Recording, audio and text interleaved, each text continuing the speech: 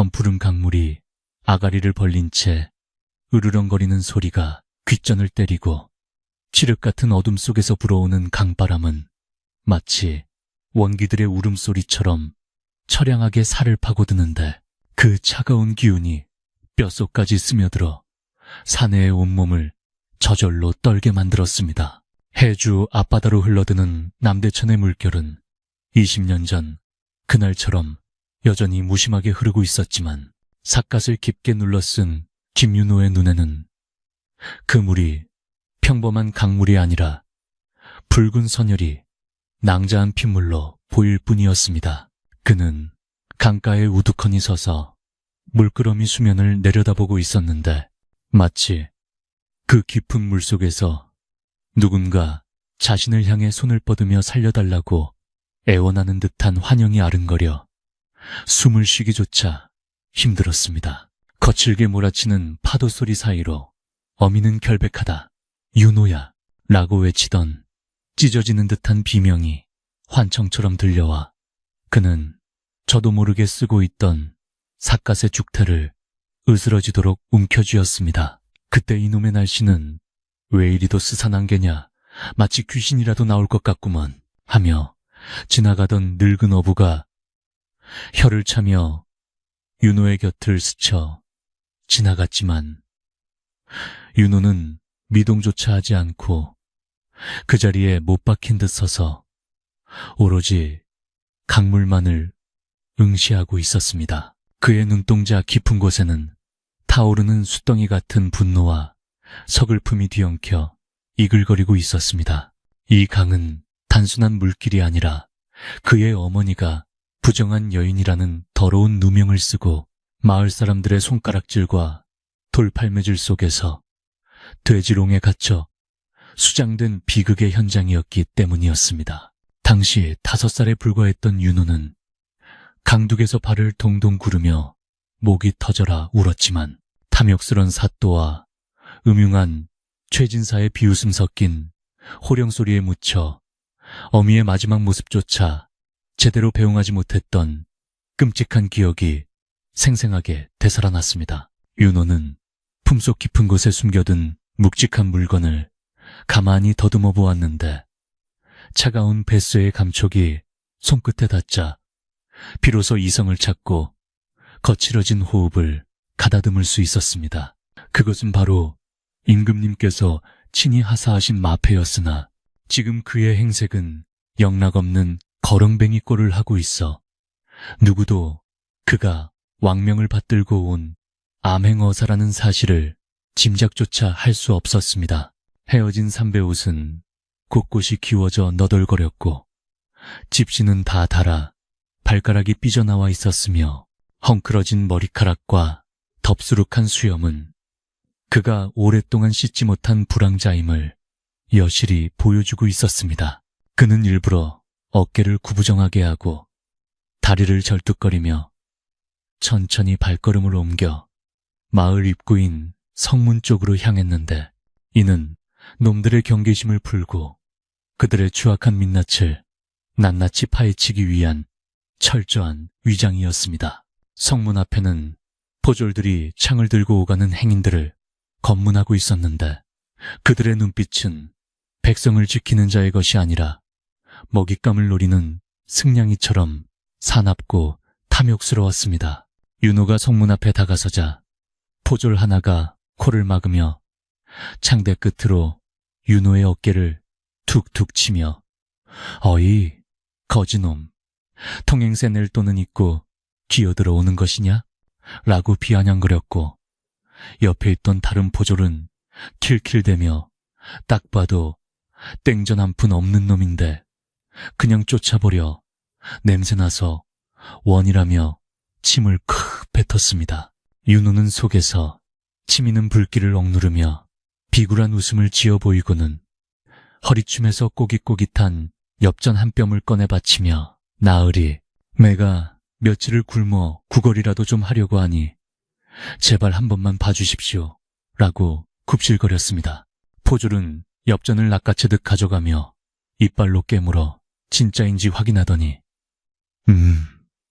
재수 없는 놈 꺼져라 하고 엉덩이를 걷어찼는데 윤호는 바닥에 나뒹구는 신하질하며 흙먼지를 뒤집어 쓰고는 짐짓 아픈 척 끙끙 앓는 소리를 내며 성문 안으로 기어들어갔습니다. 성 안으로 들어선 윤호의 눈에 들어온 해주 고을의 풍경은 그야말로 지옥도와 다름없었는데 길가에는 굶주려 뼈만 앙상하게 남은 아이들이 힘없이 앉아 있었고 곳곳에서 관아의 세금 독촉에 시달리는 백성들의 통곡 소리가 끊이지 않았습니다. 화려한 기와집들이 늘어선 저잣거리의 중심부와는 달리 힘없는 백성들이 모여 사는 초가집들은 지붕이 썩어 문드러지고 벽이 무너져 내려 당장이라도 쓰러질 듯 위태로워 보였습니다. 윤호는 사람들이 많이 모이는 주막으로 향했는데 주막은 고을의 온갖 소문이 모이고 흩어지는 정보의 집산지였기에 탐관 놀이들의 동태를 파악하기에 가장 적합한 장소였습니다. 주막 안은 대낮부터 술에 취해 시름을 달래는 사내들로 북적거렸는데 개중에는 노름판을 벌이는 자들도 있었고 신세 한탄을 하며 눈물을 흘리는 자들도 있었습니다. 윤호가 구석진 자리에 쭈그리고 앉아 국밥 한 그릇과 막걸리 한 사발을 주문하자 주모는 못마땅한 표정으로 툭 던지듯 상을 내려놓으며 돈 없으면 국물도 없으니 미리 내놓고 처먹어 라고 쏘아붙였습니다. 윤호는 짐짓 모자란 사람처럼 해에 웃으며 품에서 엽전 몇 개를 꺼내 상 위에 올려놓았고 그제야 주모는 콧방귀를 뀌며 돌아섰습니다. 옆자리에서는 나무꾼 차림의 사내들이 술잔을 기울이며 험악한 표정으로 이야기를 나누고 있었는데 그들의 대화 내용은 윤호의 귀를 쫑긋하게 만들었습니다. 이번에 사또놈이 최진사 영감 환갑잔치 한다고 가구마다 쌀 2섬씩 더 내라지 않나. 에이 차, 이게 사람 사는 세상이야? 한 사내가 울분을 토하자 맞은편에 앉은 노인이 쉬 소리를 내며 주위를 살피더니 이 사람아, 목소리 낮추게. 쥐도 새도 모르게 끌려가서 경치는 수가 있어. 저번 달에도 김서방이 입 잘못 놀렸다가 곤장 맞고 아직도 못 일어나고 있지 않은가 라며 겁에 질린 목소리로 속삭였습니다. 윤호는 국밥을 떠먹는 척하며 그들의 대화에 온 신경을 집중했는데 최진사라는 이름이 거론될 때마다 심장이 쿵쿵 뛰고 피가 역류하는 듯한 분노를 느꼈습니다. 최진사, 그자는 바로 윤호의 어머니를 죽음으로 몰고 간 장본인이자 이 고을의 실질적인 지배자나 다름없는 악랄한 위인이었습니다.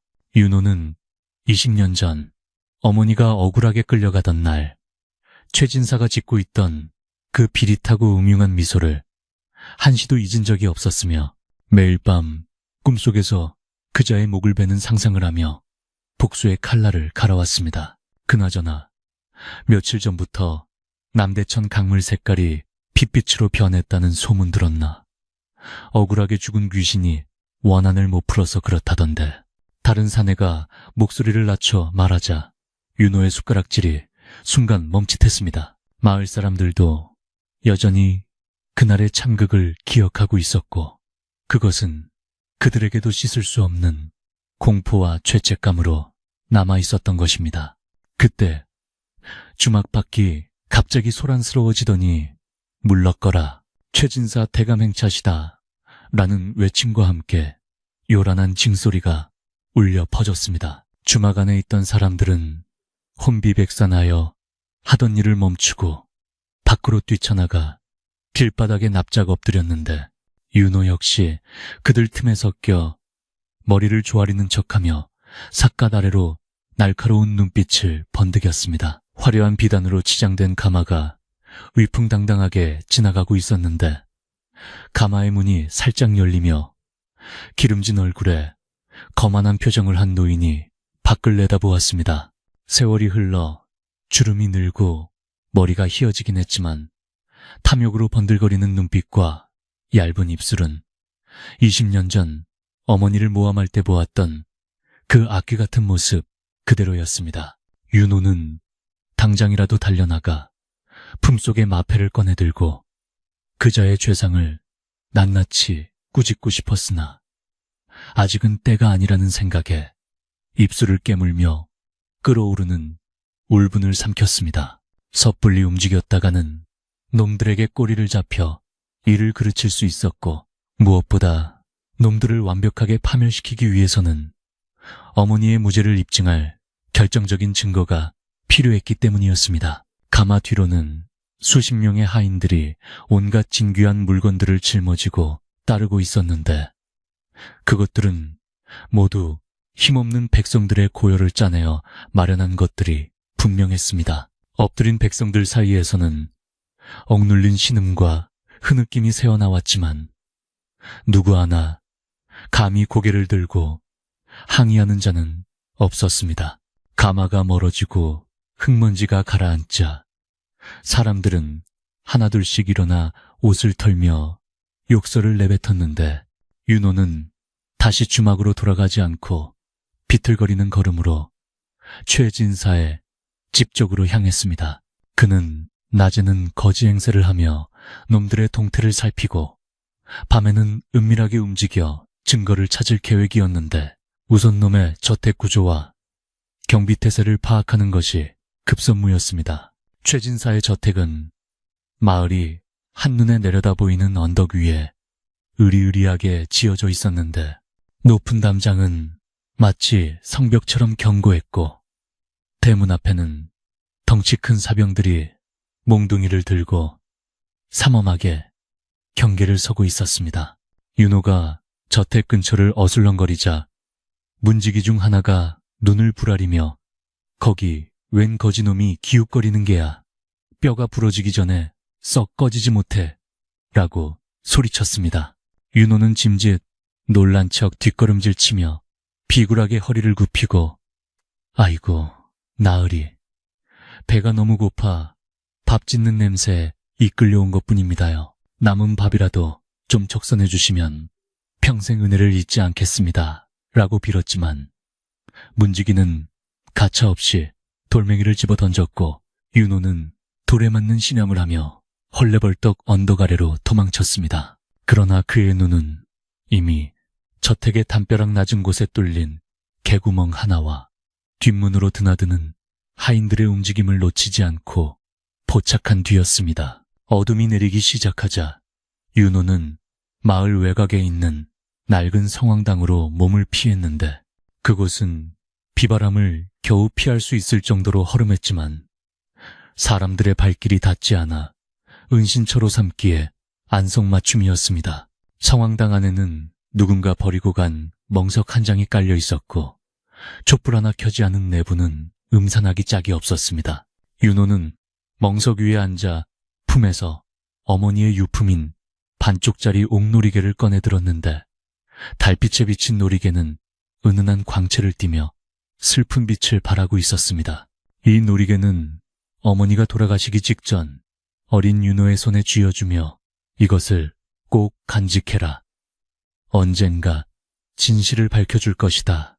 라고 유언처럼 남긴 마지막 물건이었습니다. 나머지 반쪽은 어디에 있을까? 어머니는 분명히 이 놀이개가 짝을 이루어야만 완전한 증거가 된다고 말씀하셨는데 그 나머지 반쪽을 가진 자가 누구인지 아니면 어디에 숨겨져 있는지 알 길이 막막했습니다. 윤호는 놀이개를 가슴에 품고 벽에 기대어 눈을 감았지만 잠은 오지 않고 머릿속은 온통 복잡한 생각들로 뒤엉켜 있었습니다. 그때 성황당 밖에서 바스락거리는 인기척이 들려왔고 윤호는 반사적으로 몸을 일으키며 숨을 죽이고 문 쪽을 주시했습니다. 바람소리인지 짐승소리인지 분간하기 어려웠으나 단연간의 수련으로 예민해진 그의 감각은 누군가가 조심스럽게 다가오고 있음을 감지했습니다. 윤호는 문틈으로 밖을 내다보았는데 어둠 속에서 누더기를 걸친 자그마한 그림자 하나가 성황당 앞에 돌무더기에 무언가를 올려놓고 합장하며 절을 하는 모습이 보였습니다. 자세히 보니 허리가 굽은 늙은 노파였는데 그녀는 주위를 두리번거리며 몹시 불안해하는 기색이 역력했습니다.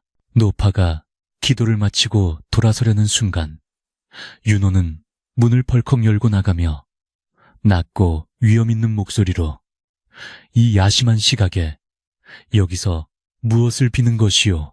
라고 물었습니다.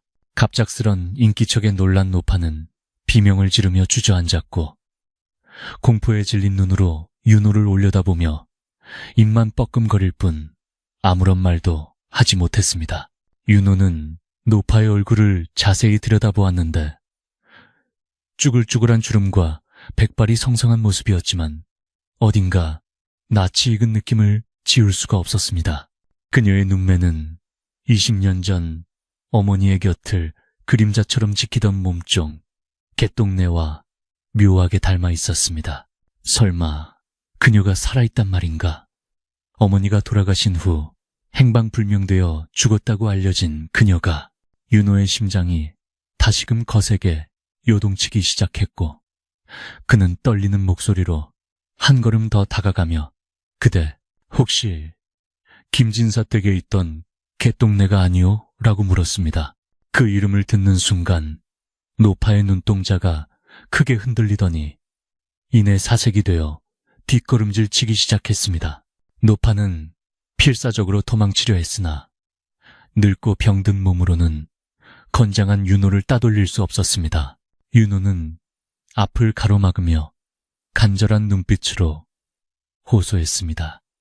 두려워 마시오. 나는 그대를 해치러 온 것이 아니오.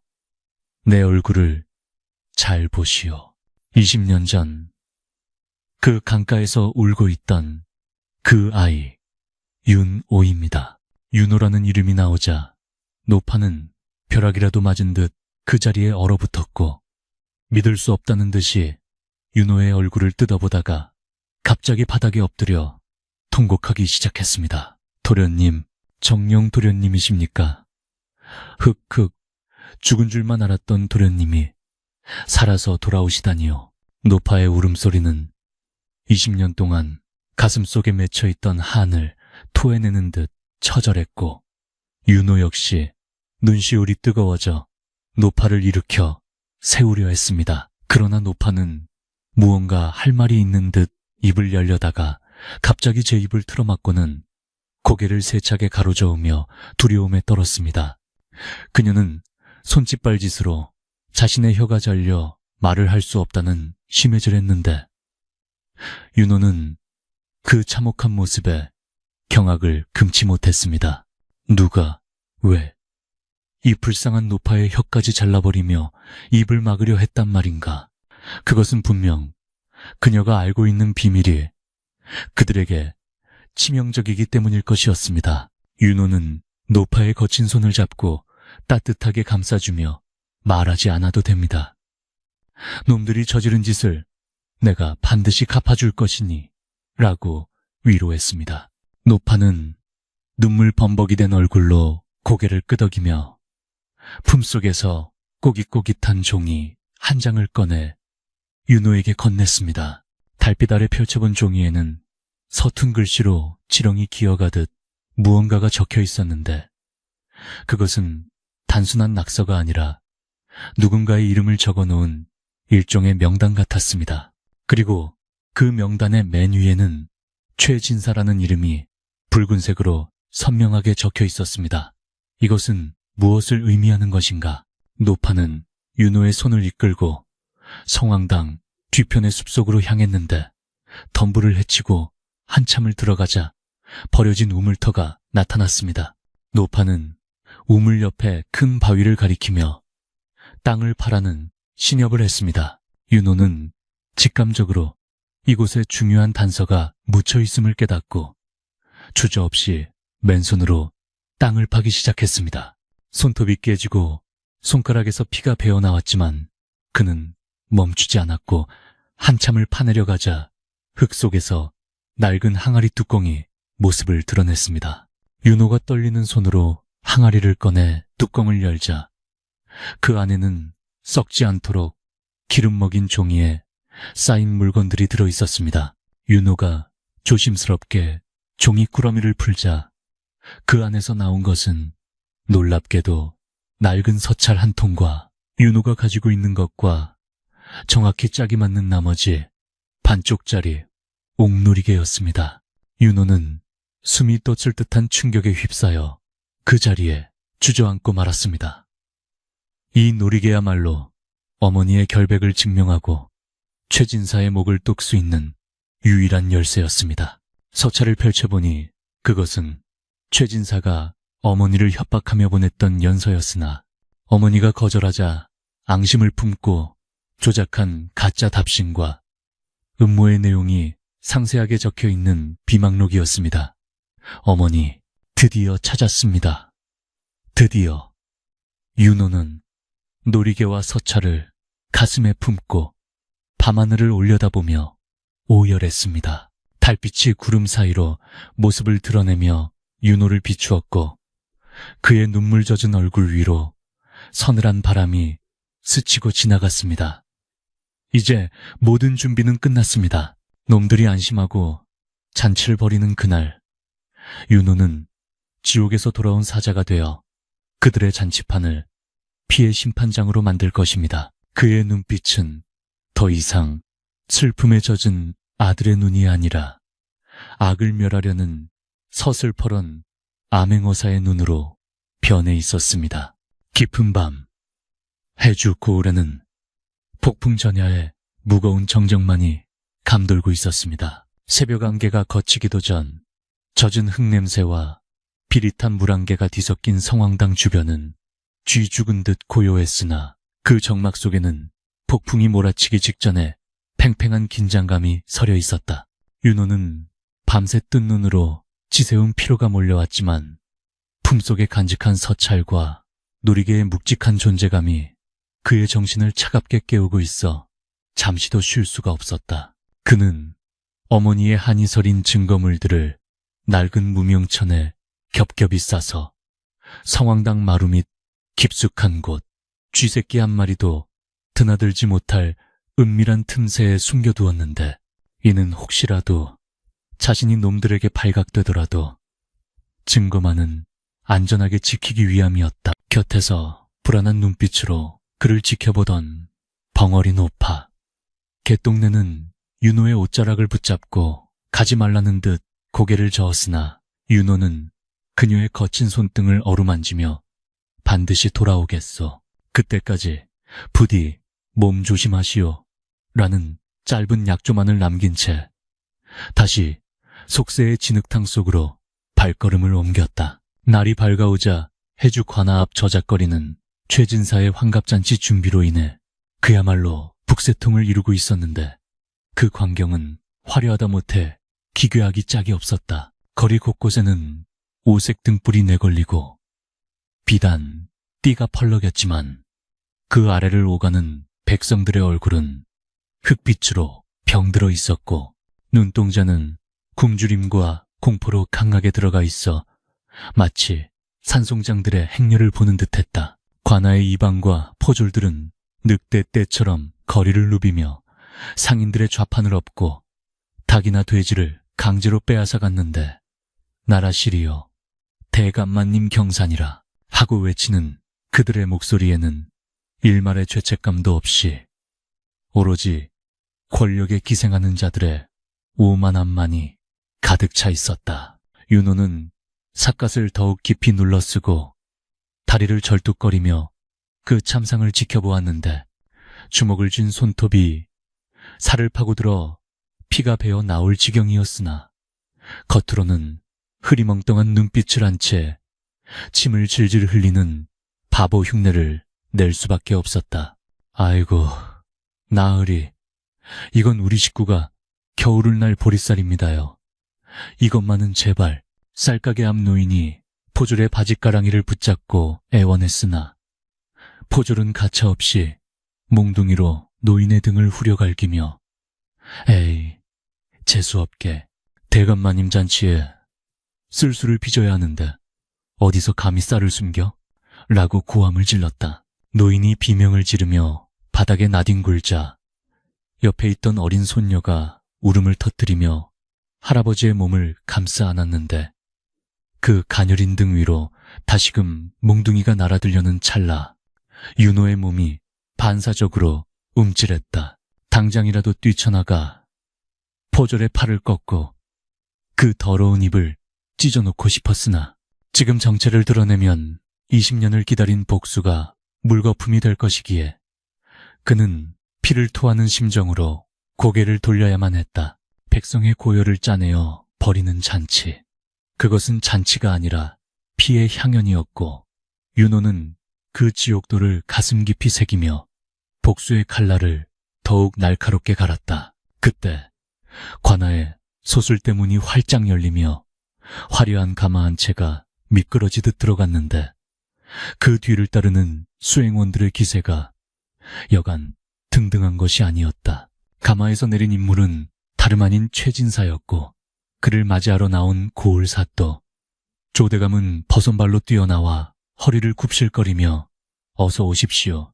진사 어른, 오늘따라 안색이 더욱 좋아 보이십니다. 라고 아첨을 떨었다. 윤호는 관아 담벼락 귀퉁이에 쭈그리고 앉아 그들의 일거수일투족을 감시했는데 늙은 여우 같은 최진사와 살이 뒤룩뒤룩 찐 돼지 같은 조대감이 서로 마주보며 웃는 모습은 실로 구역질 나는 풍경이었다. 최진사는 부채를 펴들고 입을 가리며 은밀한 목소리로 그래, 준비는 차질 없이 진행되고 있는가? 이번 잔치에는 한양에서 귀한 손님들도 오실 테니 소홀함이 없어야 할 것이네. 라고 묻자 조대감은 비굴한 미소를 지으며 염려 마십시오. 아래 것들을 족쳐서라도 산의 진미를 대령해 놓겠습니다. 라고 답했다. 두 사람의 대화는 바람결에 실려 윤호의 귀에 똑똑히 박혔는데 그들은 백성들의 굶어 죽어가는 것은 안중에도 없고 오로지 자신들의 체면과 뱃속을 채울 궁리만 하고 있었다. 최진사는 깐깐한 눈빛으로 관아마당에 쌓여가는 곡물들을 훑어보다가 문득 관아 밖에서 서성거리는 거지들에게 시선을 멈추었다. 그의 눈매가 가늘어지더니 곁에 있던 사병대장에게 턱짓으로 무언가를 지시했는데 그 순간 윤호는 등골이 서늘해짐을 느꼈다. 최진사는 본능적으로 위험을 감지하는 동물적인 감각을 지닌 자였고 그의 눈에 윤호의 존재가 거슬렸음이 분명했다. 사병대장은 험상치 않은 얼굴에 칼자국이 난 거구의 사내였는데 그는 부하들을 이끌고 윤호와 다른 거지들이 모여있는 곳으로 성큼성큼 다가오기 시작했다. 잔칫날에 재수없게 거짓대들이 꼬이는군. 싹 다 치워버려. 사병대장의 호령이 떨어지자마자 몽둥이를 든 왈패들이 거지들에게 달려들어 닥치는 대로 매질을 시작했다. 비명과 신음소리가 난무하는 아수라장 속에서 윤호는 도망치는 척하며 몸을 낮췄으나 왈패 중 하나가 윤호의 뒷덜미를 낚아채 바닥에 내동댕이 쳤다. 이놈은 덩치도 멀쩡한 놈이 일할 생각은 안 하고 빌어먹고 있어? 왈패는 윤호의 복부를 걷어찼고 윤호는 어걱 소리를 내며 고통스러운 표정을 지었지만 사실은 내공을 운용하여 복부에 힘을 주어 충격을 최소화하고 있었다. 그러나 그는 반격하지 않았다. 반격하는 순간 그가 평범한 거지가 아니라는 사실이 들통날 것이고 그것은 곧 죽음을 의미했기 때문이다. 왈패들은 윤호를 에워싸고 발길질을 해댔는데 흙먼지가 입안으로 들어오고 온몸이 욱신거렸지만 윤호는 땅바닥을 기며 살려달라고 비는 신음을 계속했다. 아이고, 잘못했습니다요.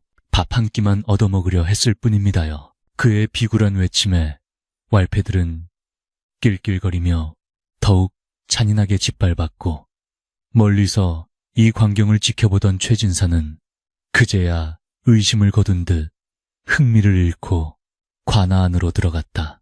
윤호는 피투성이가 된 채 시궁창에 처박혔는데 더러운 오물이 얼굴과 옷을 적셨지만 그의 눈빛만은 헝클어진 머리카락 사이로 더욱 형형하게 빛나고 있었다. 이것은 단순한 굴욕이 아니라 훗날 놈들을 단죄하기 위해 겪어야 할 필연적인 시련이자 인내의 시간이었다.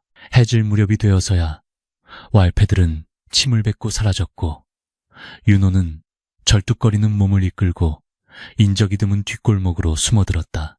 뼈가 부러지지는 않았으나 온몸이 멍투성이었고 찢어진 피부에서 흐른 피가 옷에 말라붙어 뻣뻣했다.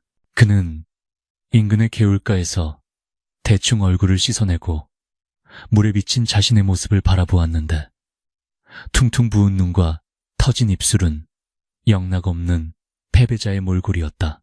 그러나 그는 그 처참한 얼굴을 보며 오히려 소리 없이 웃었다. 놈들이 자신을 하찮은 벌레로 취급할수록 그들의 방심은 커질 것이고 최후의 일격은 더욱 치명적으로 꽂힐 것이기 때문이었다. 차가운 개울물이 상처에 다 쓰라렸지만 그 고통은 오히려 해이해지려는 정신을 다잡아주는 채찍질과도 같았다. 밤이 깊어지자 마을은 칠흑 같은 어둠에 잠겼지만 최진사의 저택과 관아만은 불야성을 이루며 흥청거리는 노랫소리가 담장을 넘어 흘러나왔다. 윤호는 배고픔과 통증을 참으며 다시 마을로 내려왔는데 어디선가 나직한 흐느낌 소리가 들려왔다. 소리를 따라가 보니 다 쓰러져가는 초가집 마당에서 어제 주막에서 보았던 나무꾼 사내가 멍석에 말린 채 신음하고 있었고 그 곁에서 아낙네와 아이들이 울며 간호하고 있었다. 사내는 관아에 끌려가 세금을 못 낸 죄로 곤장을 맞고 초주검이 되어 돌아온 것이었다. 엉덩이 살이 터져 피범벅이 된 참혹한 모습을 보며 윤호는 가슴속에서 뜨거운 덩어리가 울컥 치솟아 오르는 것을 느꼈다. 윤호는 품속을 뒤적여 비상금으로 가지고 있던 엽전 꾸러미를 몰래 꺼내어 그들의 집 살인문 틈에 끼워 넣었다. 지금 당장 그들을 구해줄 수는 없었지만 약값이라도 보태어 목숨만은 부지하게 하고 싶은 마음이었다. 그때 인기척을 느낀 아낙네가 고개를 돌렸을 때 윤호는 이미 어둠 속으로 몸을 숨긴 뒤였으나 그 짧은 순간 그는 백성들의 눈망울에 맺힌 절망의 깊이를 보았다.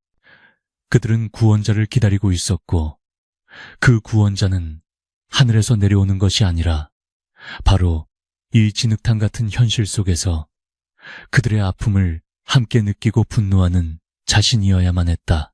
윤호는 어둠 속에서 관아 쪽을 노려보며 내일 있을 잔치야말로 놈들의 제삿날이 될 것임을 다시 한번 굳게 다짐했다. 한편 최진사의 저택 사랑채에서는 은밀한 모의가 진행되고 있었는데 내일 잔치에 특별한 손님이 오신다는 소문이 있는데 혹시 암행어사가 떴다는 이야기를 들어보셨소?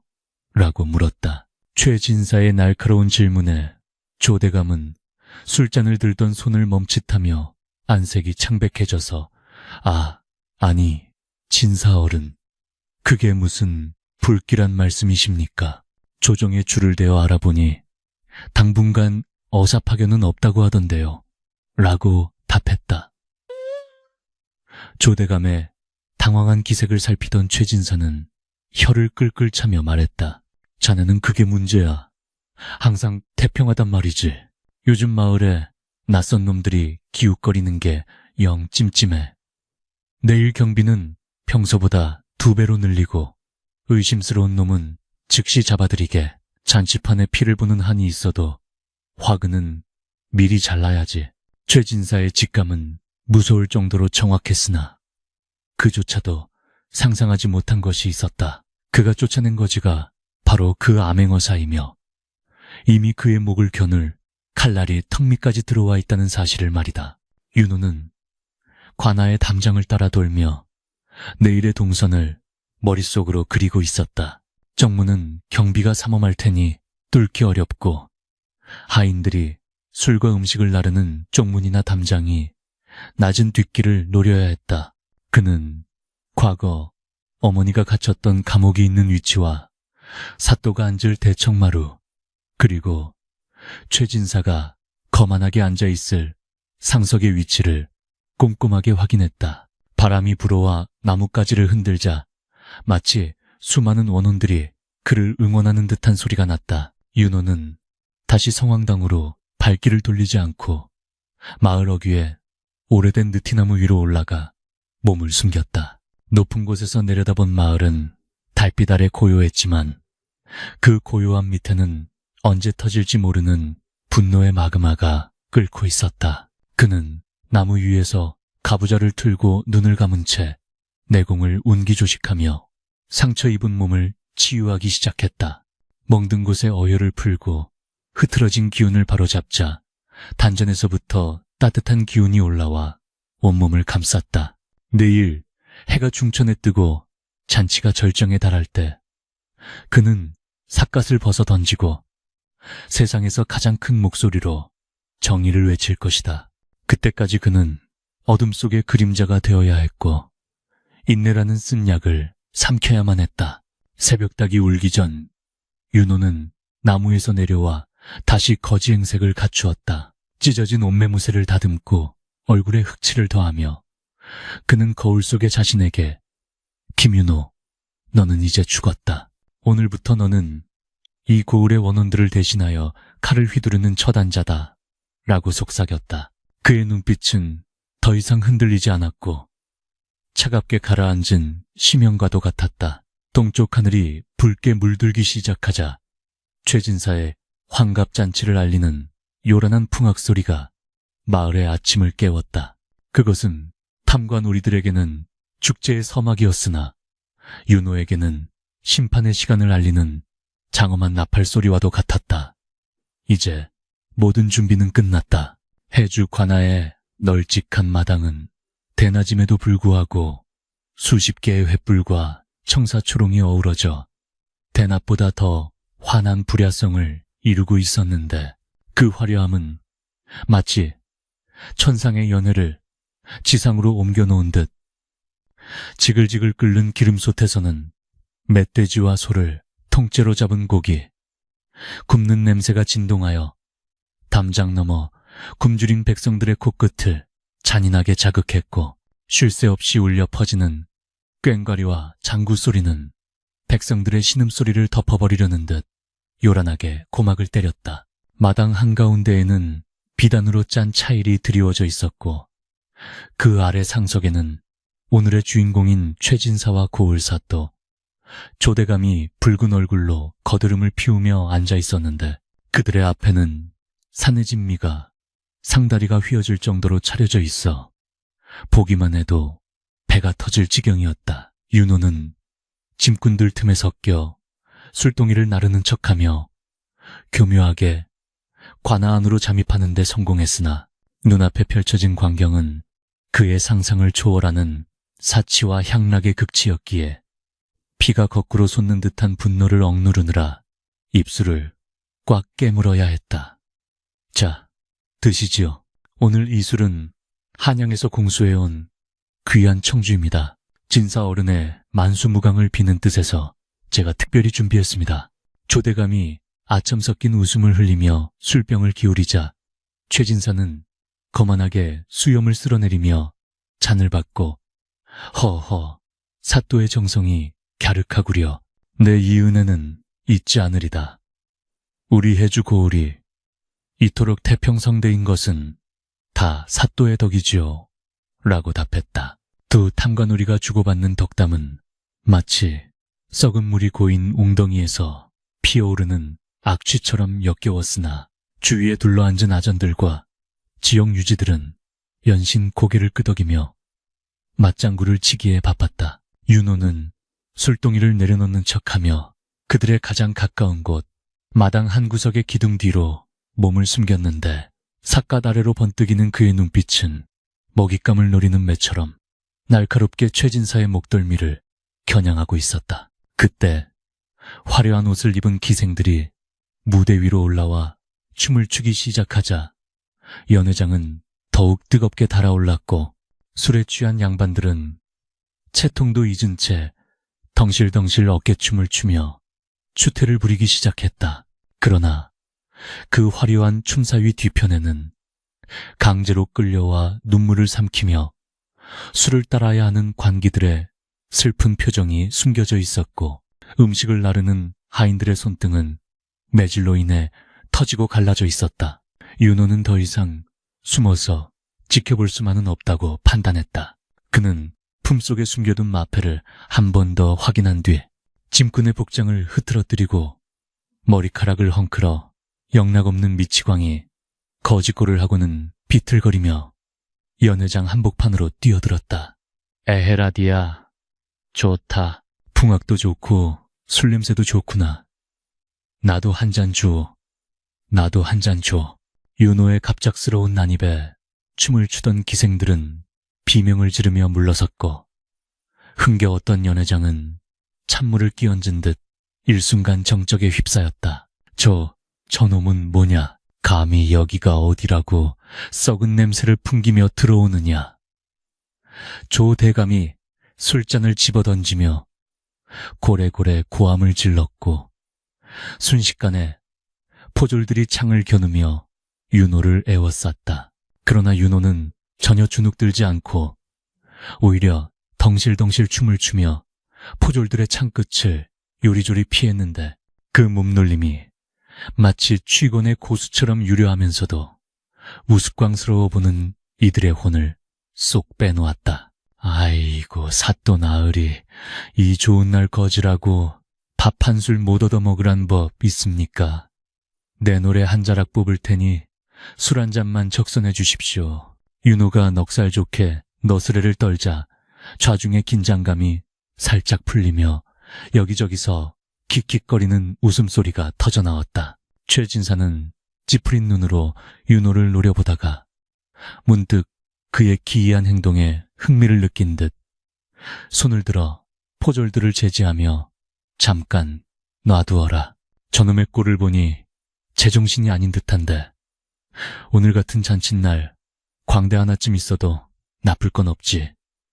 어디 내 놈 재주나 한번 보자꾸나 라고 말했다. 최진사의 허락이 떨어지자 포졸들은 창을 거두고 물러섰고 윤호는 비굴하게 허리를 굽신거리며 최진사의 코앞까지 다가갔다. 기름진 고기와 향긋한 술 냄새가 진동하는 상석 앞에는 백성들의 피와 땀이 응축된 결과물들이 산더미처럼 쌓여 있었고 윤호는 그 음식들을 보며 속에서 끓어오르는 구역질을 참아내야 했다. 그는 짐짓 미친 척하며 술병을 통째로 들어 벌컥벌컥 마시는 신함을 했는데 술이 턱을 타고 흘러내려 옷을 적셨지만 그의 눈은 최진사의 표정 변화를 놓치지 않고 살피고 있었다. 그래, 노래를 부르겠다 했느냐? 어디 한번 드러나 보자. 만약 내 귀에 거슬리면 내 놈의 목을 칠 것이니라. 최진사가 비릿한 미소를 지으며 말하자 윤호는 입가에 묻은 술을 소매로 쓱 닦아내고는 자세를 고쳐 잡았다. 갑자기 그의 눈빛에서 장난기가 사라지고 서늘한 기운이 감돌기 시작했는데 그 급격한 변화에 최진사는 본능적으로 움찔하며 몸을 뒤로 젖혔다. 윤호는 목청을 가다듬고 쩌렁쩌렁한 목소리로 시조를 읊기 시작했는데 그 내용은 단순한 노랫가락이 아니라 뼈있는 풍자이자 서리빨 같은 경고였다. 금동이의 아름다운 술은 천사람의 피요, 옥쟁반의 기름진 안주는 만 백성의 기름이라. 촛불 눈물 떨어질 때 백성 눈물 떨어지고 노랫소리 높은 곳에 원망소리 높았더라. 윤호의 목소리는 처음에는 나직하게 시작했으나 구절이 넘어갈수록 천둥소리처럼 우렁차게 변하여 관아의 담장을 넘어 멀리 백성들의 귀에까지 울려 퍼졌다. 연회장은 순식간에 얼어붙었고 사람들은 숨소리조차 내지 못한 채 사색이 되어 서로의 눈치만 살폈다. 이것은 단순한 시가 아니라 암행어사가 탐관오리를 질타할 때 쓰는 유명한 시구였기 때문이었다. 조대감은 들고 있던 젓가락을 떨어뜨리며 덜덜 떨기 시작했고 최진사의 얼굴은 불그락푸르락 변하다가 이내 흙빛으로 굳어버렸다. 이놈이, 내 놈이 정녕 죽고 싶어서 환장한 게냐. 최진사가 탁자를 내리치며 벌떡 일어났으나 윤호는 눈 하나 깜짝하지 않고 오히려 싸늘한 미소를 지으며 그를 똑바로 응시했다. 진사, 영감, 이 시가 마음에 들지 않으시오? 그렇다면 내 다른 이야기를 하나 해드리지요. 20년 전 붉은 강물에 수장된 한 여인의 이야기를 말이오. 윤호가 낮고 음산한 목소리로 20년 전과 붉은 강물을 언급하자 최진사의 동공이 지진이 난 듯 격렬하게 흔들렸다. 그는 마치 귀신이라도 본 듯 입술을 파르르 떨며 뒷걸음질 쳤는데 그 당당하던 위세는 온데간데 없고 공포에 질린 늙은이의 초라한 모습만이 남아있었다. 내 놈이 그걸 어떻게? 누구냐? 넌 도대체 누구냐? 최진사의 비명에 가까운 외침에 윤호는 천천히 발을 내디디며 압박해 들어갔다. 나는 그저 지나가는 과객일 뿐이요. 허나 억울하게 죽은 원혼들이 내 꿈에 나타나 하도 울어대기에 그 한을 풀어주러 왔을 뿐이지. 윤호는 품속에서 낡은 놀이개 반쪽을 꺼내어 최진사의 눈앞에 흔들어 보였다. 햇빛을 받아 영롱하게 빛나는 옥놀이개를 보는 순간 최진사는 다리에 힘이 풀려 그 자리에 주저앉고 말았다. 그것은 그가 죽을 때까지 비밀에 붙이려 했던 자신의 추악한 죄악을 증명하는 결정적인 증거였기 때문이었다. 이건 최진사는 말을 잇지 못하고 헐떡거렸고 조대감은 상황 파악도 못한 채 여봐라, 당장 저 미친놈을 끌어내라, 당장 쳐 죽여라 하고 고함을 질렀다. 조대감의 명령에 사병대장과 왈패들이 칼을 빼들고 윤호에게 달려들었다. 그러나 이번에는 윤호도 물러서지 않았다. 그는 더 이상 바보 행세를 할 필요가 없었다. 윤호는 날렵하게 몸을 비틀어 제일 먼저 달려든 사병의 손목을 낚아채 꺾어버리고 그가 떨어뜨린 칼을 발로 차서 멀리 날려보냈다. 감히 누구 몸에 손을 대느냐. 내 놈들의 죄가 하늘을 찌르는데 아직도 정신을 못 차렸구나. 윤호의 기합 소리에 사병들은 주춤하며 뒤로 물러섰고 연회장은 아수라장이 되어 비명과 고함 소리로 뒤덮였다. 손님들은 혼비백산하여 도망치기에 바빴고 상은 엎어지고 술병이 깨져 난장판이 되었다. 하지만 수정 열쇠는 분명했다. 수십 명의 포졸과 사병들이 윤호를 겹겹이 포위하며 조여오기 시작했고 사병대장은 살기등등한 눈빛으로 칼을 겨누며 으르렁거렸다. 내 놈이 무리를 좀 하는 모양인데 도간의 쥐꼬리다. 순순히 오라를 받으면 목숨만은 살려주마. 윤호는 포위망 한가운데서 숨을 고르며 주위를 둘러보았다. 지금 당장 마패를 꺼내어 역졸들을 부를 수도 있었으나 그는 아직 최진사의 입에서 직접 자백을 듣지 못했다. 또한 밖에서 대기하고 있을 역졸들이 진입할 타이밍을 맞추기 위해서는 조금 더 시간을 끌며 놈들을 한 곳으로 모아야 했다. 윤호는 칼을 빼든 적들 사이에서 맨손으로 자세를 취하며 오히려 여유로운 미소를 지어 보였다. 도간의 쥐라. 과연 그럴까? 쥐는 내가 아니라 탐욕에 눈이 멀어 덫에 걸린 너희들이 아닐까? 윤호의 도발에 격분한 사병대장이 고함을 지르며 칼을 휘둘러 왔다. 윤호는 간발의 차이로 칼날을 피하며 대장의 명치를 팔꿈치로 가격했고 대장이 비틀거리는 틈을 타 그의 허리춤에 있던 호패를 낚아챘다. 그리고는 날렵하게 탁자 위로 뛰어올라 높은 곳을 선점했다. 최진사, 내 마지막으로 묻겠다. 20년 전 김씨 부인을 모함하고 죽인 죄를 인정하느냐? 지금이라도 무릎 꿇고 사죄한다면 목숨만은 부지할 수 있을 것이다. 윤호의 외침은 단순한 협박이 아니라 죄인에게 주는 마지막 자비이자 기회였다. 그러나 악인은 끝까지 악인인 법이었다. 공포에 떨던 최진사는 윤호가 포위되자 다시금 도끼가 되살아난 듯 주저앉았던 몸을 일으키며 악을 썼다. 저놈을 죽여라! 저놈은 내 원수다. 저놈의 목을 가져오는 자에게는 논열 맞이기와 황소 5마리를 주겠다. 재물에 눈이 먼 사병들과 포졸들은 와 하는 함성과 함께 일제히 탁자 위로 뛰어오르려 했고 윤호는 발차기로 올라오는 놈들을 하나씩 걷어차며 치열한 난투극을 벌였다. 옷자락이 찢어지고 팔뚝에 얕은 상처가 났지만 윤호의 투지는 꺾이지 않고 오히려 불타올랐다. 그는 탁자 위에서 춤을 추듯 적들을 농락하며 시선을 관아의 정문 쪽으로 돌렸다. 그때였다. 관아 밖에서 웅성거리는 소리가 들리더니 갑자기 쾅 하는 굉음과 함께 굳게 닫혀있던 정문이 부서질 듯 흔들렸다.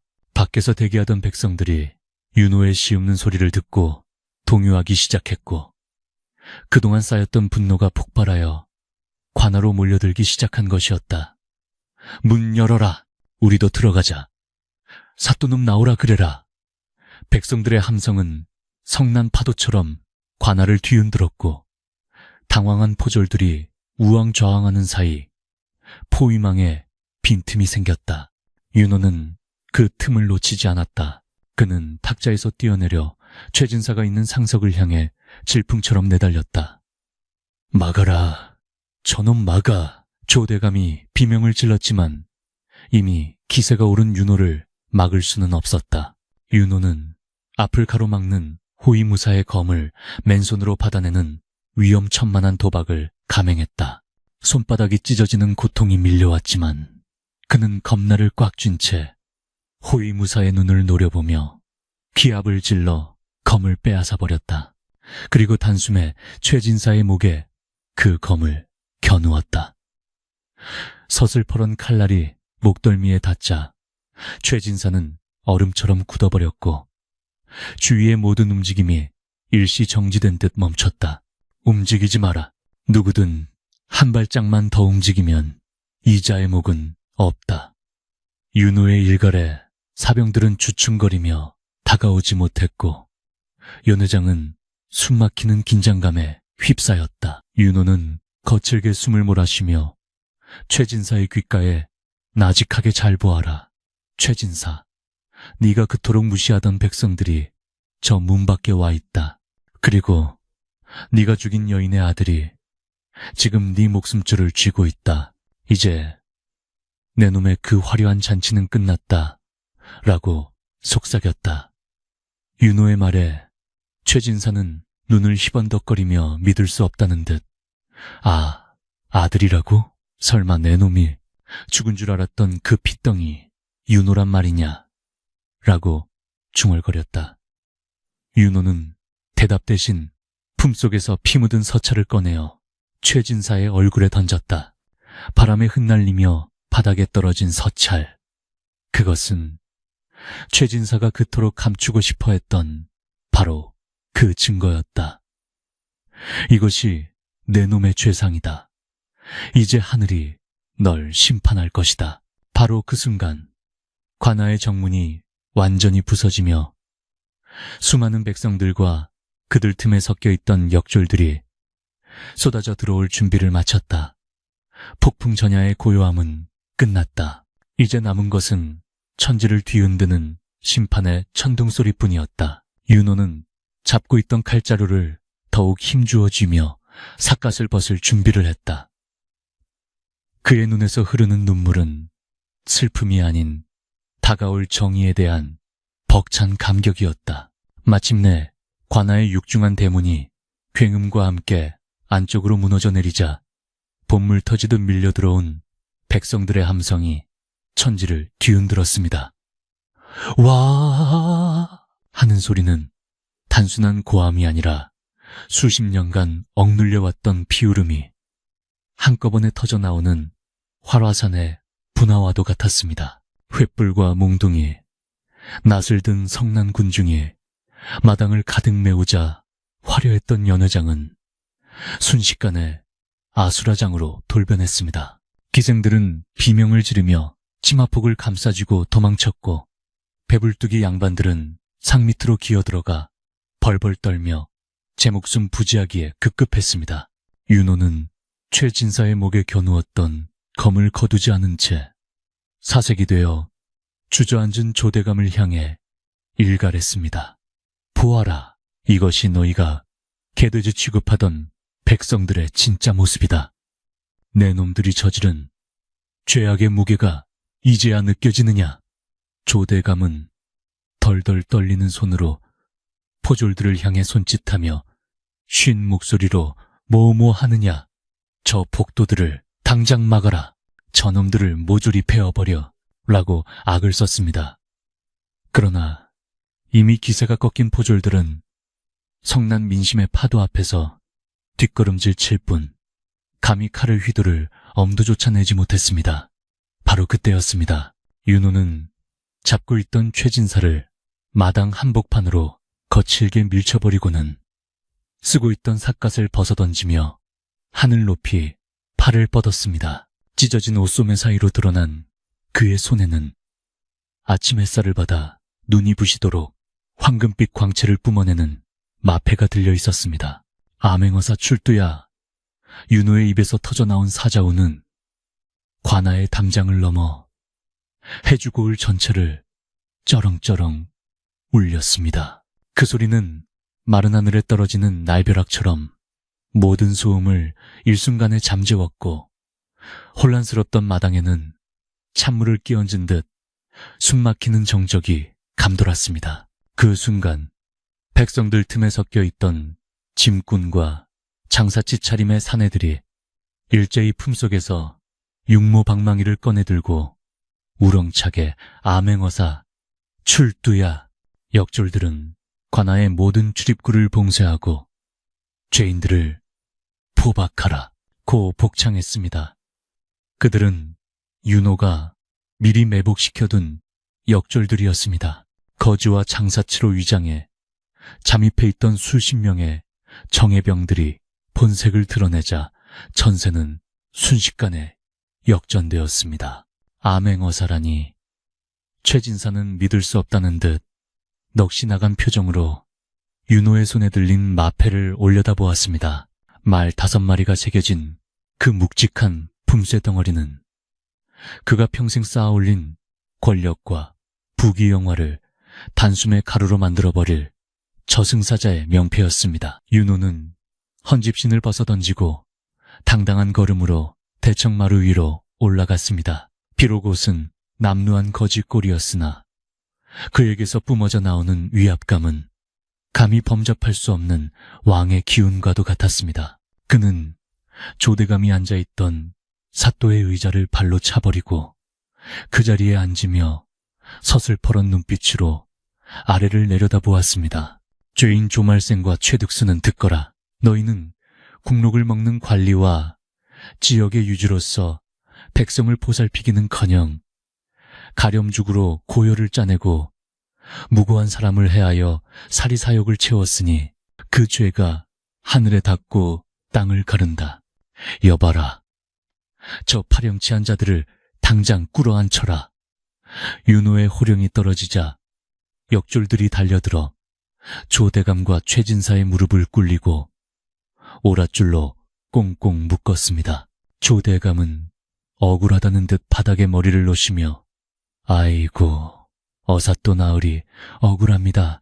저는 그저 최진사가 시키는 대로 했을 뿐입니다. 모든 것은 저 늙은이가 꾸민 짓입니다요. 라고 울부짖었습니다.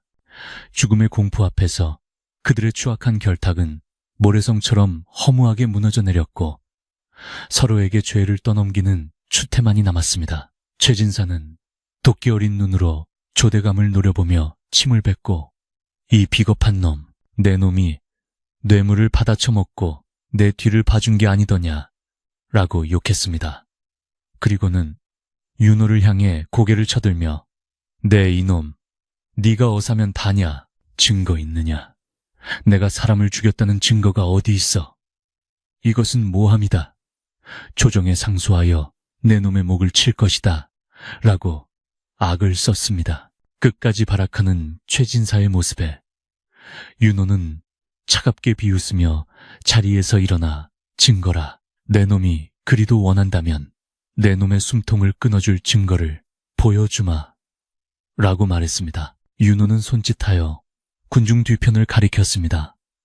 사람들의 물결이 양옆으로 갈라지며 역졸들의 부축을 받은 한 노파가 걸어 나왔습니다. 머리는 산발하고 허리는 굽었지만 그녀의 눈빛만은 형형하게 빛나고 있었습니다.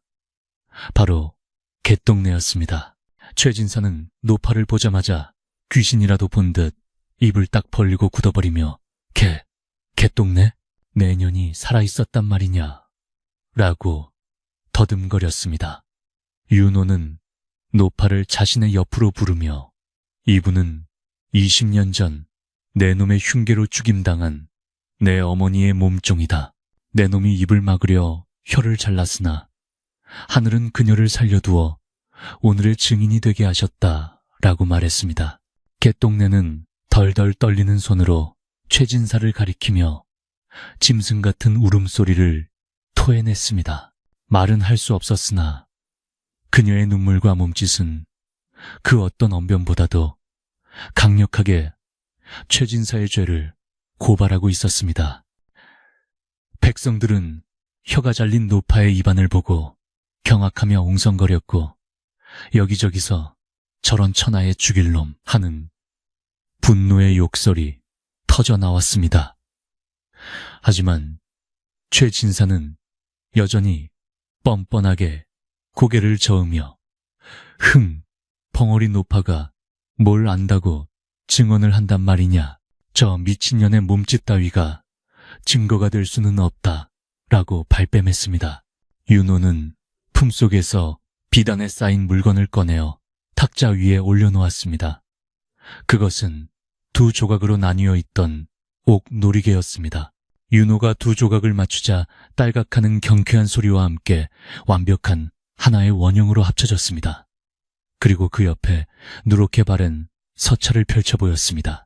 이 놀이개는 어머니가 돌아가시던 날 내 놈이 훔쳐간 반쪽과 어머니가 내게 남겨주신 반쪽이다.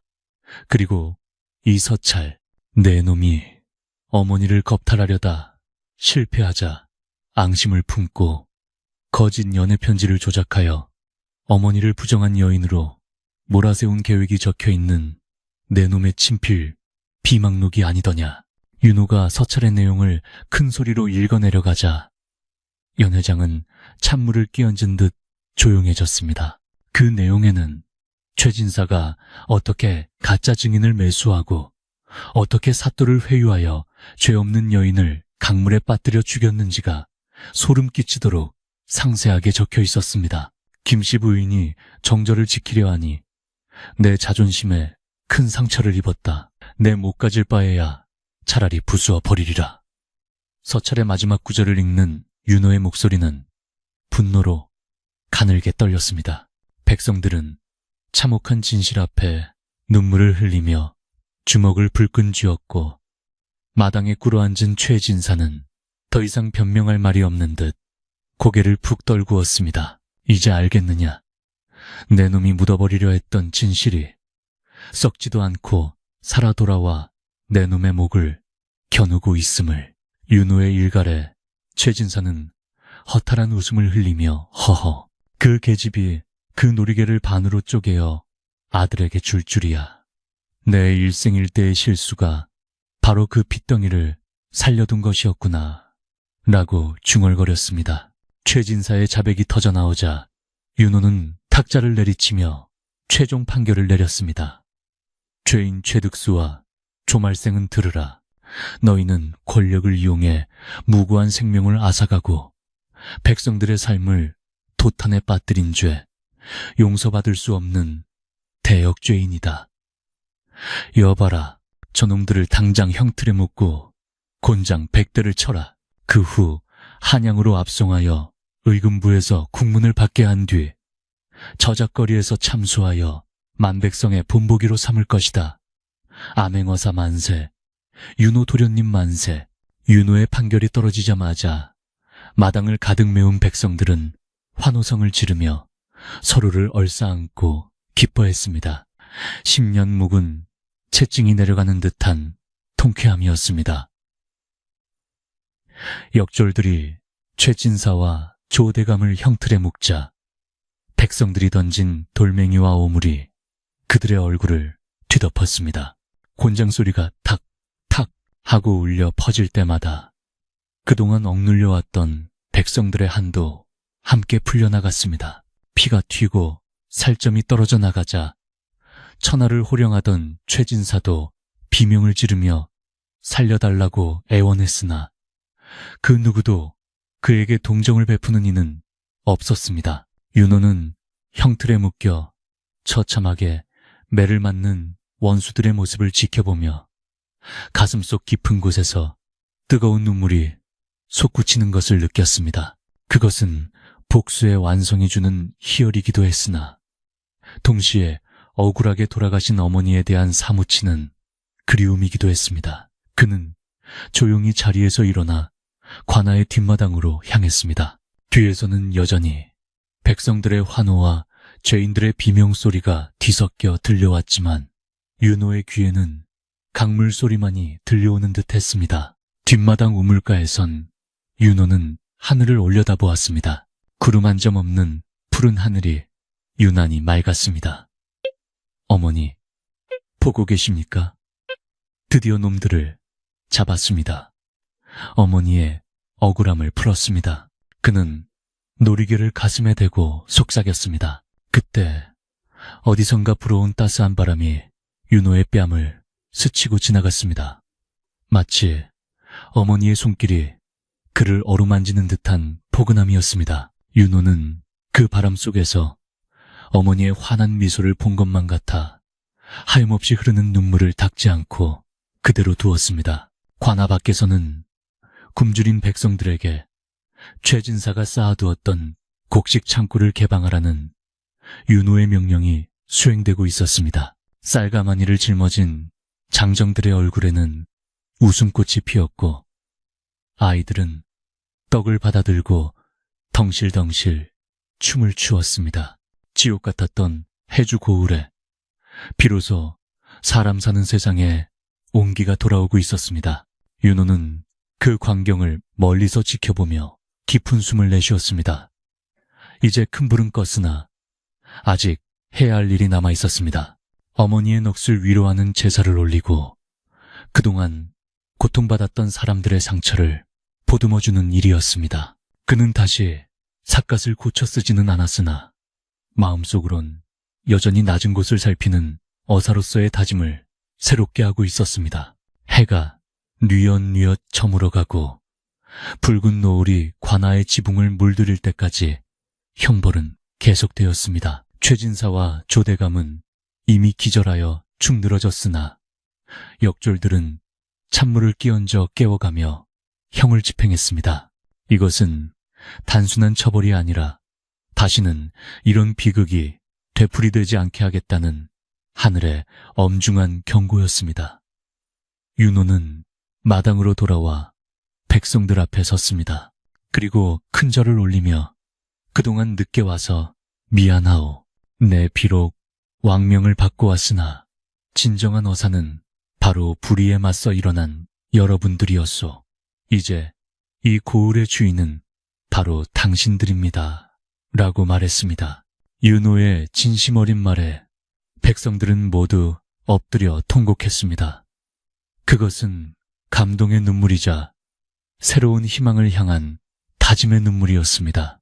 어둠이 내려앉은 해주 관아에는 더 이상 탐관오리의 웃음소리가 아닌 정의가 바로 선세상의 맑은 공기만이 가득 차오르고 있었습니다. 폭풍우가 휩쓸고 지나간 자리에 비로소 찾아온 아침 햇살은 그 어느 때보다 찬란하고 눈부시게 해주 고을을 비추고 있었는데, 어제까지만 해도 피비린내와 통곡 소리로 가득 찼던 관아의 마당에는 이제 따스한 온기와 평온한 정적만이 감돌고 있었습니다. 밤새도록 진행된 죄인들의 압송 작업이 마무리되고 포승줄에 굴비처럼 엮여 한양으로 끌려가는 최진사와 조대감의 뒷모습을 보며 백성들은 10년 묵은 체증이 내려가는 듯한 시원함을 느꼈으나, 한편으로는 그들이 남긴 상처가 너무나 깊어 씁쓸한 표정을 지을 수밖에 없었습니다.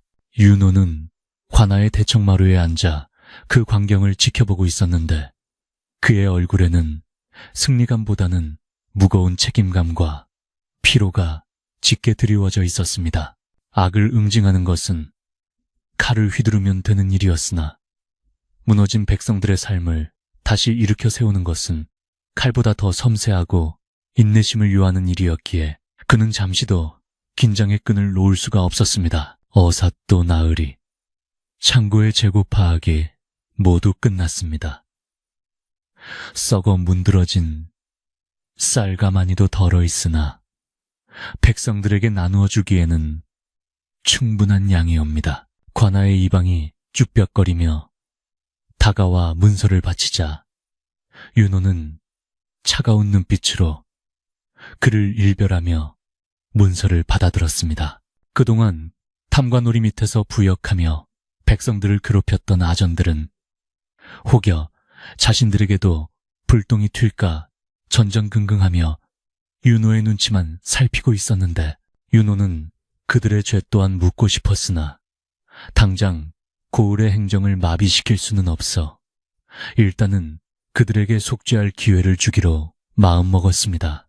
너희들의 죄 또한 가볍지 않으나 지금 당장 백성들을 구제하는 것이 급선무이니 목숨만은 살려주겠다. 허나 만약 곡식 한 톨이라도 중간에서 빼돌리거나 백성들에게 거만하게 군다면 그때는 내 마패가 아닌 내 칼이 너희의 목을 칠 것이다.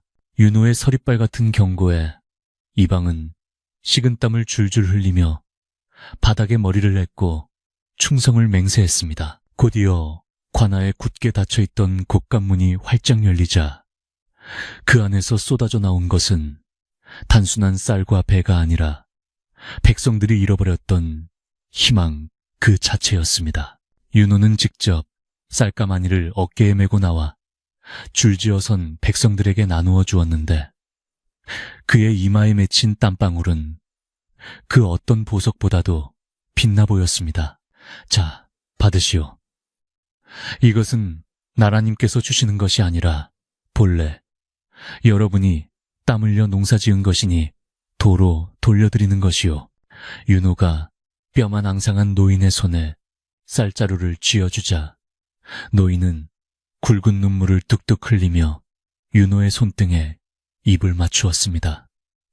아이고, 나으리, 평생 쌀밥 한 번 배불리 먹고 죽는 게 소원이었는데 이제 죽어도 여한이 없습니다요. 그 모습을 지켜보던 아이들은 환호성을 지르며 뛰어다녔고 아낙네들은 솥을 걸고 밥을 지으며 구수한 밥냄새로 고을의 악취를 덮어버렸습니다.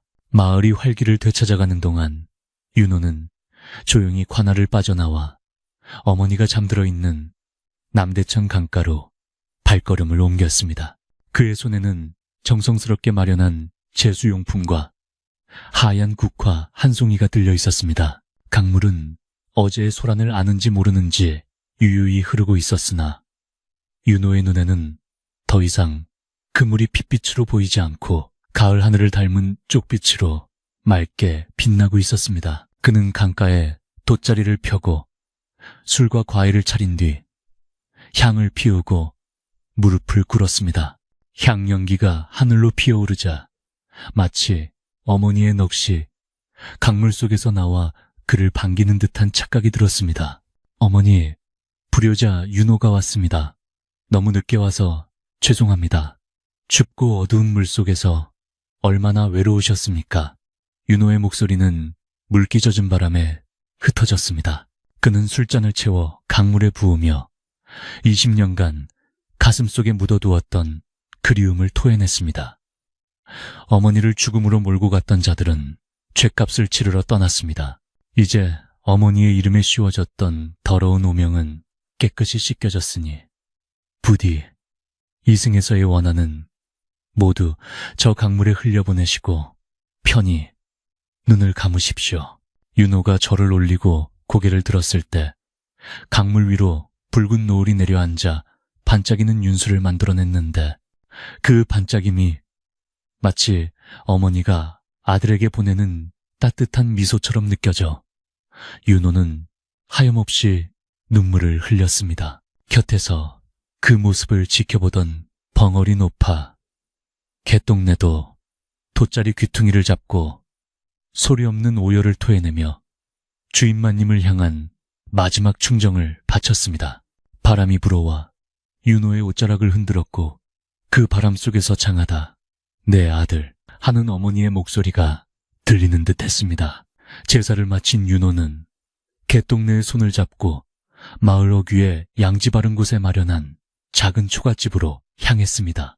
윤호는 떠나기 전 오갈 데 없는 그녀가 편안히 여생을 보낼 수 있도록 사제를 털어 집과 밭을 마련해 주었던 것입니다. 할머니, 이제 이곳에서 편히 지내십시오. 마을 사람들에게도 잘 당부해 두었으니 누구도 할머니를 해코지하지 못할 것입니다. 제가 떠나더라도 가끔 안부를 묻는 서찰을 보내겠습니다. 윤호의 말에 개똥내는 눈물을 글썽이며 윤호의 소매를 붙잡고 놓지 않으려 했습니다. 그녀에게 윤호는 생명의 은인이자 죽은 주인마님을 대신하는 유일한 혈육과도 같은 존재였기 때문이었습니다. 윤호는 노파의 거친 손을 따뜻하게 감싸주며 안심시키듯 미소를 지어 보였습니다. 울지 마십시오. 우리가 헤어지는 것이 아니라 각자의 자리에서 행복을 찾는 것입니다. 어머니께서도 할머니가 웃으며 살기를 바라실 겁니다. 그날 밤 마을 회관에서는 윤호를 환송하는 조촐한 잔치가 열렸습니다. 화려한 기생이나 비싼 술은 없었지만 마을 사람들이 십시일반으로 모아온 막걸리와 나물, 떡이 상위에 가득했고 무엇보다 사람들의 얼굴에 핀 웃음꽃이 그 어떤 연애보다도 아름다웠습니다. 마을 촌장이 대표로 나서 윤호에게 투박한 질그릇 하나를 건네며 어사또 나으리 우리가 드릴 것은 없고 이 그릇에 마을 사람들의 마음을 담았습니다. 부디 가시는 길 평안하시고 먼 훗날이라도 꼭 다시 들러주십시오 라고 말했습니다. 윤호는 그릇을 두 손으로 받쳐들고 고개를 숙이며 이 귀한 선물을 어찌 잊겠습니까? 여러분이 흘린 땀과 눈물이 헛되지 않도록 조정에 돌아가서도 백성을 위한 정치를 하도록 힘쓰겠습니다 라고 답했습니다. 윤호가 막걸리 한 사발을 단숨에 들이키자 사람들은 환호성을 지르며 덩실덩실 춤을 추었습니다. 그 밤 해주 고을에는 달빛마저도 취한 듯 흐뭇하게 세상을 비추고 있었습니다. 다음 날 새벽 동이 트기도 전에 윤호는 다시 낡은 삿갓을 눌러쓰고 괴나리 보찜을 맞습니다. 화려한 관복이나 비단옷은 관아에 벗어두고 처음 마을에 들어왔을 때처럼 허름한 선비의 모습으로 돌아간 것입니다. 암행어사의 임무는 끝났으나 그의 여정은 아직 끝나지 않았기 때문이었습니다. 그는 마을 사람들이 깨어나 배웅하러 나오기 전에 조용히 떠나려 했으나 성문 앞에는 이미 수많은 백성이 나와 그를 기다리고 있었습니다. 그들은 길가에 엎드려 윤호가 지나가는 길을 눈물로 배웅했고 아이들은 고사리 같은 손으로 꺾은 들꽃을 윤호에게 건넸습니다. 안녕히 가세요, 어사 아저씨. 나중에 커서 저도 아저씨처럼 훌륭한 사람이 될래요. 꼬마 아이의 외침에 윤호는 가던 길을 멈추고 아이의 머리를 쓰다듬어주며 그래, 무럭무럭 자라서 약한 자를 돕고 정의로운 사람이 되거라. 그것이 나에게 주는 가장 큰 보답이다. 라고 말했습니다. 윤호는 백성들을 향해 마지막으로 허리를 굽혀 인사를 올린 뒤 미련 없이 뒤를 돌아 성문을 나섰습니다. 그의 발걸음은 올 때보다 훨씬 가벼웠으나 그가 짊어진 마패의 무게는 결코 가벼워지지 않았습니다. 세상 어딘가에는 여전히 탐관오리의 횡포에 신음하는 백성들이 있을 것이고 억울한 누명을 쓰고 눈물 흘리는 사람들이 그를 기다리고 있을 것이기 때문이었습니다. 남대천을 따라 걷는 그의 뒷모습 위로 아침 햇살이 길게 드리워지며 마치 영웅의 앞길을 축복하는 듯한 금빛길을 만들어 주었습니다. 길을 걷던 윤호는 문득 멈춰서서 품속의 옥놀이개를 꺼내보았습니다. 두 개가 합쳐져 완전해진 놀이개는 햇빛을 받아 영롱한 빛을 발하고 있었습니다. 그는 놀이개를 다시 품 깊숙이 넣으며 혼잣말로 어머니, 이제 편히 쉬십시오. 저는 다시 바람 따라 구름 따라 세상에 굽은 것을 펴러가겠습니다. 라고 중얼거렸습니다. 그의 얼굴에는 더 이상 과거의 그늘이나 복수심은 찾아볼 수 없었고 오로지 세상을 향한 따뜻한 연민과 굳건한 의지만이 남아 있었습니다. 바람이 불어와 삿갓 끝에 매달린 끈을 흔들었고 윤호는 지평선 넘어 새로운 고을을 향해 힘차게 발걸음을 내디뎠습니다. 권선징악이라 했습니다. 선을 권하고 악을 징계한다는 이 단순하고도 명료한 이치는 윤호가 지나간 자리마다 꽃처럼 피어나고 강물처럼 흘러넘칠 것입니다. 탐욕에 눈이 먼 자들은 언젠가 그 대가를 치르게 되고 고통 속에서도 희망을 잃지 않는 자들은 반드시 구원을 받는다는 믿음. 그것이야말로 암행어사 김윤호가 이 땅에 남기고 간 진정한 유산이 아닐까요? 세월이 흘러도 해주 고을 사람들은 핏빛 강물을 맑게 되돌려 놓았던 그날의 기적을 그리고 바람처럼 나타났다. 바람처럼 사라진 그 헌신적인 사내의 이야기를 대대손손 전하며 정의가 살아있는 세상을 꿈꾸게 될 것입니다. 강물은 오늘도 변함없이 흐르고 그 물길 따라 사람들의 이야기도 영원히 흐릅니다.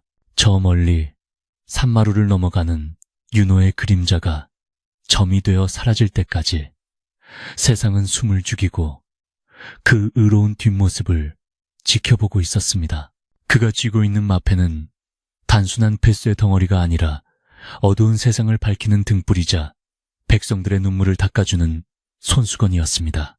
이제 붓을 놓으며 이 이야기가 팍팍한 삶을 살아가는 모든 이들에게 작은 위로와 희망의 씨앗이 되기를 간절히 바랍니다. 하늘은 스스로 돕는 자를 돕고 정의는 반드시 승리한다는 그 진리 하나를 가슴에 새기며 해주 고을에 피바람이 불고 다시 맑은 해가 뜬 지도 어느덧 5해가 흘렀습니다. 세월은 유수와 같아 붉게 물들었던 남대천 강물은 이제 언제 그랬냐는 듯 투명한 옥빛을 띠며 흐르고 있었고 탐관오리의 수탈에 신음하던 백성들의 주름진 얼굴에도 비로소 윤기가 흐르기 시작했습니다. 봄이면 진달래가 흐드러지고 가을이면 황금 들판이 일렁이는 해주 고을은 이제 인근에서 가장 살기 좋은 고을로 칭송받고 있었습니다. 그러나 그 평화로운 풍경 속에서도 마을 어귀, 양지 바른 언덕 위에 자리 잡은 작은 초가집 하나만은 왠지 모를 쓸쓸함을 머금고 있었습니다. 그곳은 5년 전 암행어사 김윤호가 떠나며 자신의 어머니를 모셨던 충직한 몸종, 개똥내를 위해 마련해준 보금자리였습니다. 혀를 잘려 말을 하지 못하는 그녀였지만 마을 사람들은 그녀를 어사또의 어머니처럼 극진히 모셨습니다. 촌장은 철마다 쌀과 꽃감을 날라주었고 이웃 안악들은 수시로 들러 그녀의 말동무가 되어주었습니다. 개똥내는 비록 입은 벙어리였으나 눈빛과 손짓으로 사람들에게 고마움을 표하며 윤호가 선물한 텃밭을 정성스레 가꾸며 살아가고 있었습니다. 그녀의 낙은 매일 아침 동구방 느티나무 아래 서서 윤호가 떠나갔던 한양 쪽 하늘을 하염없이 바라보는 것이었습니다. 그러던 어느 늦가을 찬바람이 문풍지를 때리던 날 개똥내는 시름시름 알아눕고 말았습니다. 용하다는 의원도 고개를 저으며 너 아니라 어쩔 수가 없소. 마음의 준비를 하시는 게 좋겠소. 라는 말만 남기고 떠났습니다. 마을 사람들이 안타까워하며 미움을 쑤어 날랐지만 그녀는 곡기를 끊은 채 매단 눈으로 문 쪽만 응시할 뿐이었습니다. 그녀의 생명이 꺼져가는 촛불처럼 위태로워지자 촌장은 탄식하며 저 할멈이 누군가를 기다리느라 눈을 못 감는 게야 아마도 그분을 기다리는 거겠지 라고 중얼거렸습니다. 비바람이 몰아치고 천둥이 치던 밤이었습니다. 마을 사람들도 모두 일찍 문을 걸어 잠그고 잠자리에 든 깊은 야심한 시각 개똥내의 초가집 살인문이 삐걱거리며 열렸습니다. 비에 젖은 낙엽들이 마당을 뒹구는 소리 사이로 삿갓을 쓴 한 사내가 그림자처럼 마당으로 들어섰습니다. 그는 빗물이 뚝뚝 떨어지는 처마 밑에 서서 잠시 숨을 고르더니 떨리는 손으로 방문을 조심스럽게 열었습니다. 희미한 호롱불 아래 뼈만 앙상하게 남은 개똥내가 가쁜 숨을 몰아쉬며 누워 있었습니다. 할머니, 낮고 굵은 목소리가 방 안의 정막을 깼습니다. 사내는 삿갓을 벗고 젖은 두루마기를 대충 털어낸 뒤 개똥내의 머리맡으로 다가와 무릎을 꿇었습니다. 5년이라는 세월은 사내의 얼굴에도 훈장처럼 굵은 선을 남겼지만 그 깊고 그윽한 눈매만은 여전했습니다. 바로 김윤호였습니다.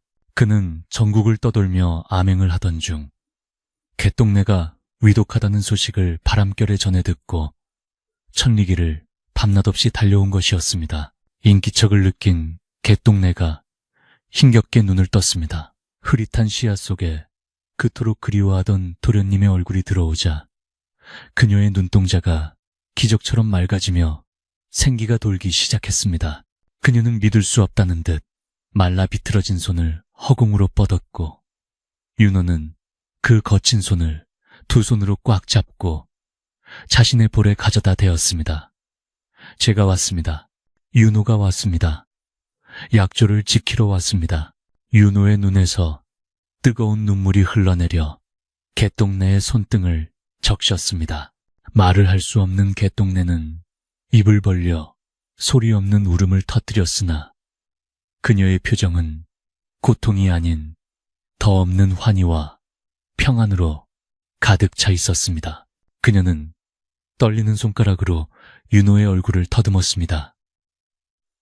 이마, 눈썹, 콧날, 마치 장님이 세상을 만지듯 그녀는 사랑하는 도련님의 얼굴을 손끝으로 기억하려는 듯 했습니다.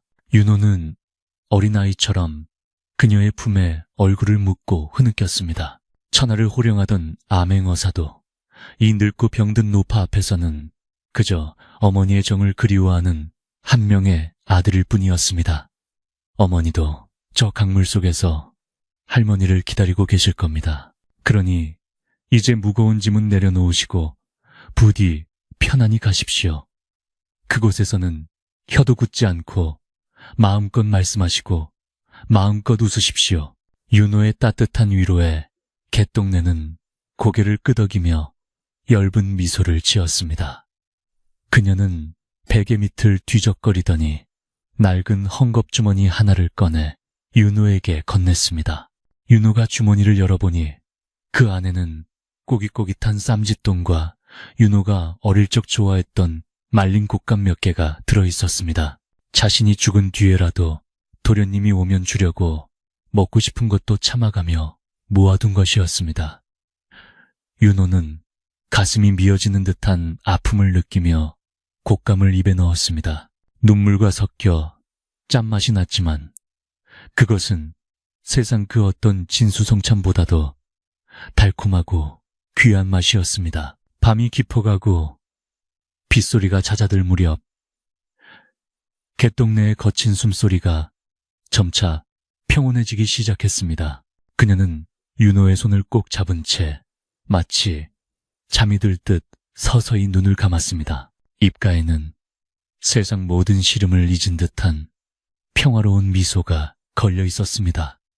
윤호는 그녀의 숨결이 멈춘 것을 확인하고도 한참 동안이나 손을 놓지 못했습니다. 방 안에는 호롱불 심지가 타들어가는 소리와 윤호의 나직한 연불 소리만이 감돌았습니다.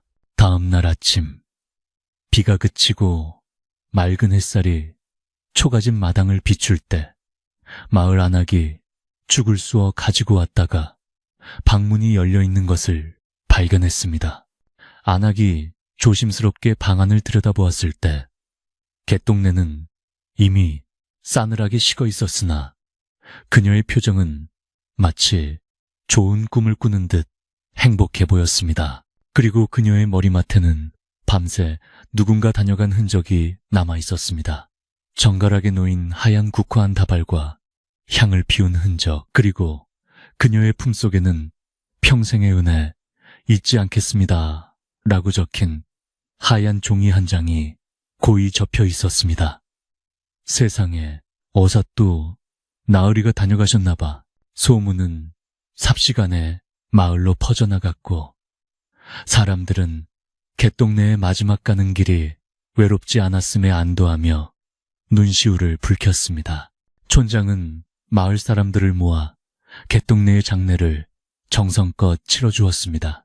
그녀의 무덤은 남대천이 훤히 내려다 보이는 양지바른 언덕, 윤호가 어머니에게 제사를 올리던 바로 그곳에 마련되었습니다.